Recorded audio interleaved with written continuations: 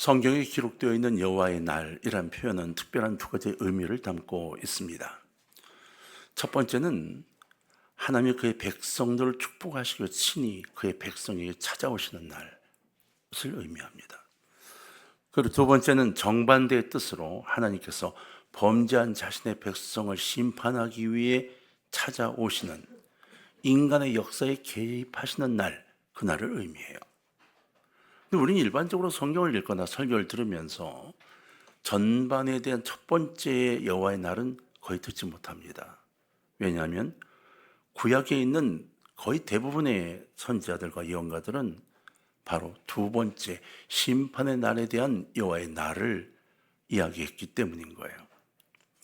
오늘 본문 18절에서 말한 여호와의 날은 낙관적인 의미로 쓰인 말이 절대로 아닙니다. 징계의 형벌을 가지고 있는 이 비판적 의미, 비관적 의미로 사용된 말이에요.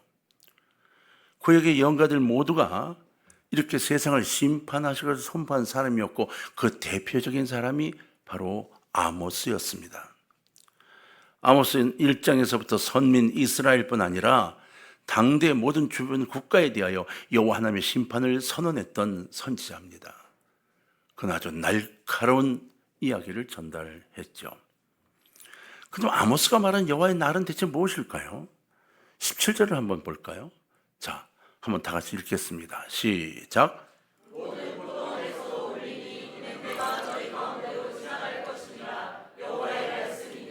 아멘. 모든 포도원에서도 울리니 이는 내가 너희 어디로? 가운데로 지나갈 것임이라. 하나님께서 백성들 가운데로 지나가신다는 것, 바로 여호와의 날에 어떤 일이 일어날지를 묘사하고 있는 겁니다. 인간들이 만들어가고 있는 역사의 한가운데를 통과해 가시겠다는 겁니다.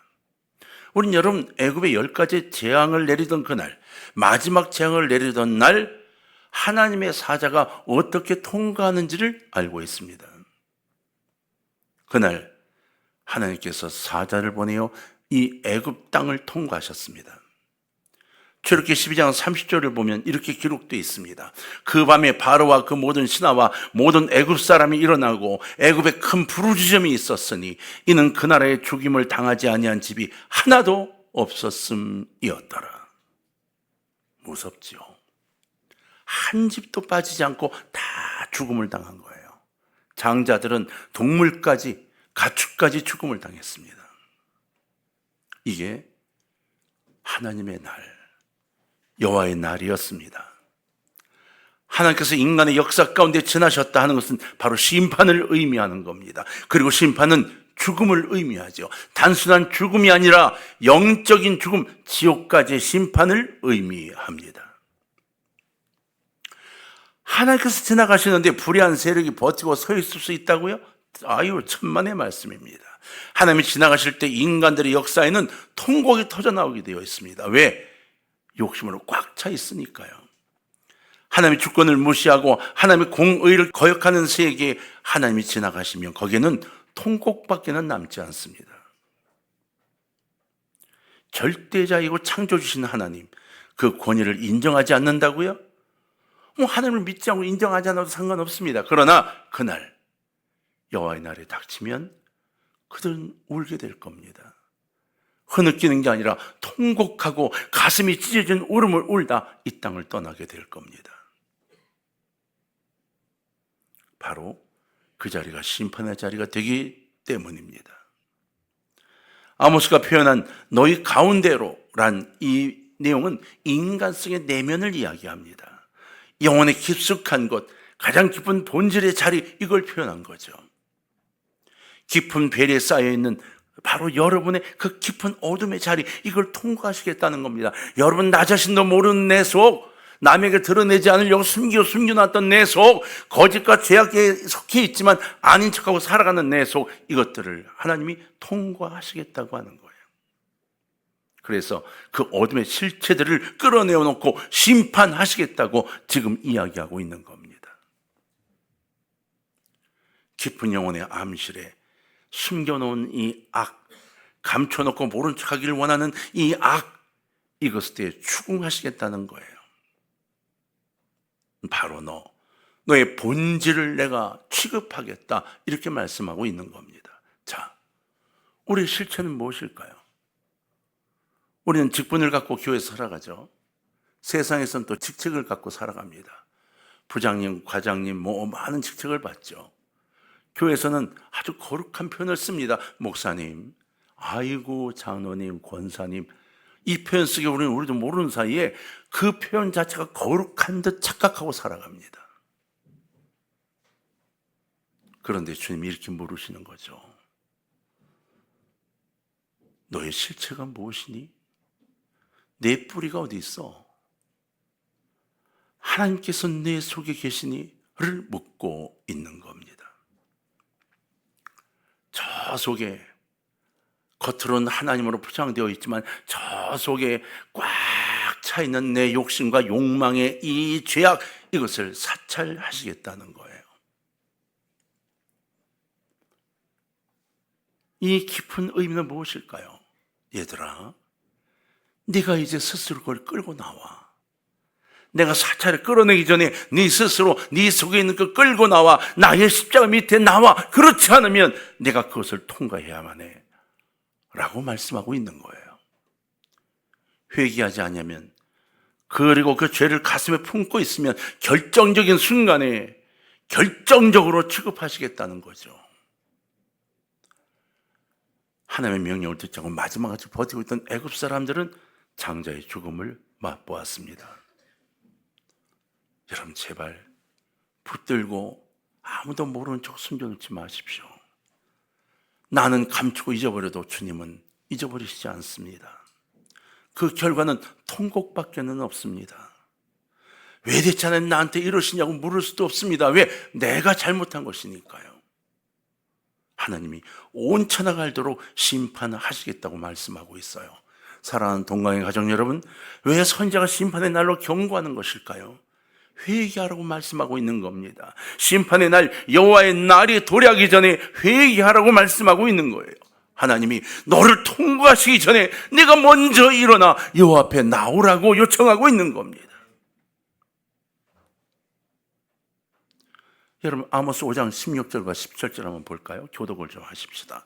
그러므로 주 만군의 하나님 여호와께서 이와 같이 말씀하시기를, 사람이 모든 광장에서 울겠고 모든 곳에서 슬프도다 슬프도다 하겠으며, 농부를 불러다가 애곡하게 하며 울음꾼을 불러다가 울게 할 것이며,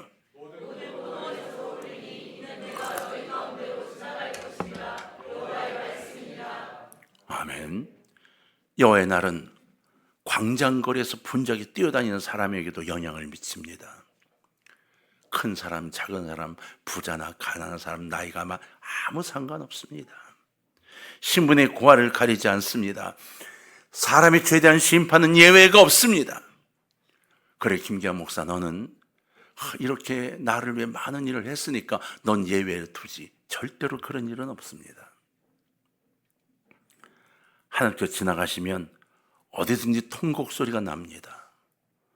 북왕국 이스라엘은 대부분이 산악지대였고 녹초지가 일부 있었습니다.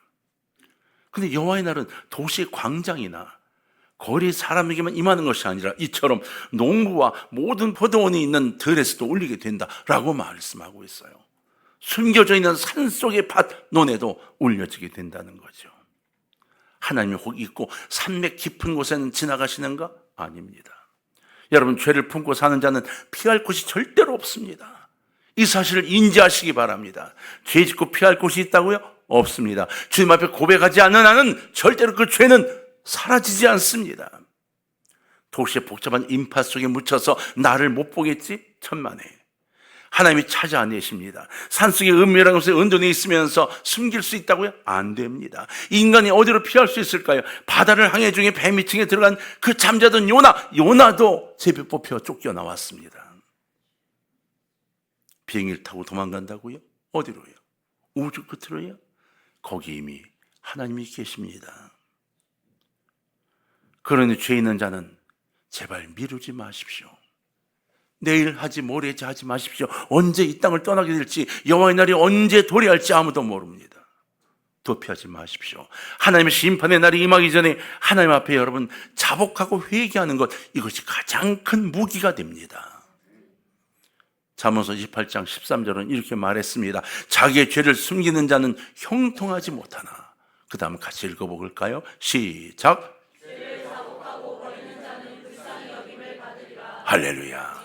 죄를 자복하고 버리는 자는 모함을 받는다? 불쌍히 여김을 받으리라. 이사야 1장 18절을 보면 여기서 말씀하실 때 오라 우리가 서로 변론하자. 너의 죄가 주홍 같을지라도 눈과 같이 희어질 것이요 진홍같이 붉을지라도 양털같이 희게 되리라 말씀하셨어요. 고백하십시오. 내려놓으세요.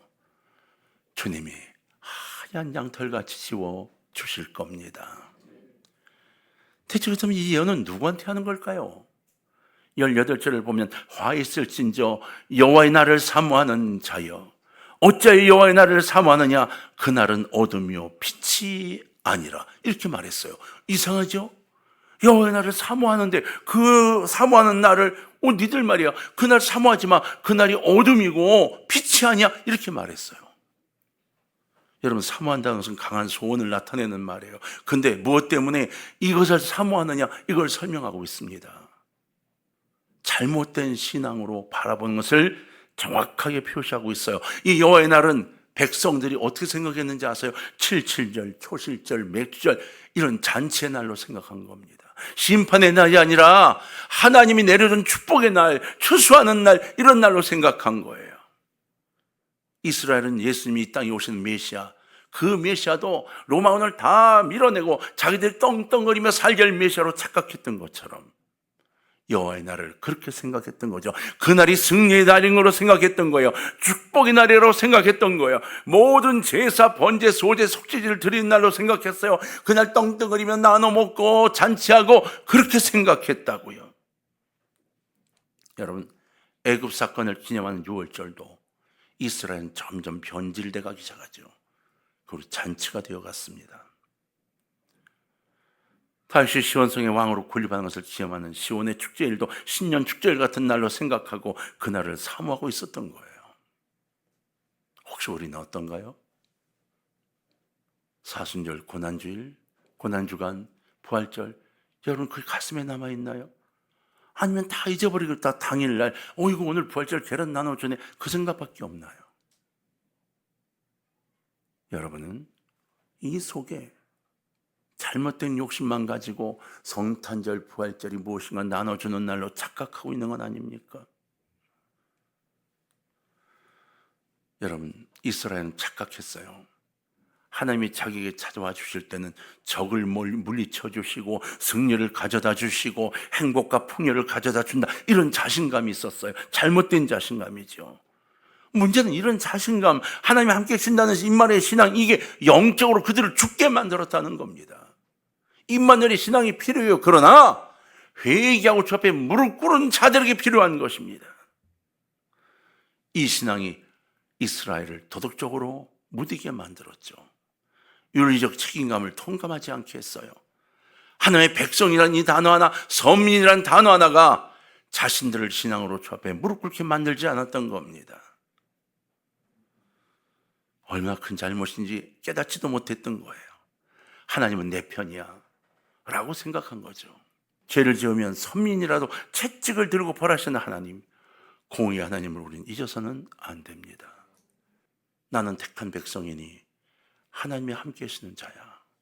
나는 은혜 받은 자야. 나는 성령의 충만함을 받은 자야. 그러니까 라고 자신만만해하지 맙시다. 이렇게 말씀하세요. 화 있을진저 돌아서야 합니다. 그날은 어둠의 날입니다. 18절과 19절 교독하겠습니다. 화 있을진저 여호와의 날을 사모하는 자여 너희 어찌하여 여호와의 날을 사모하느냐 그날은 어둠이요 빛이 아니라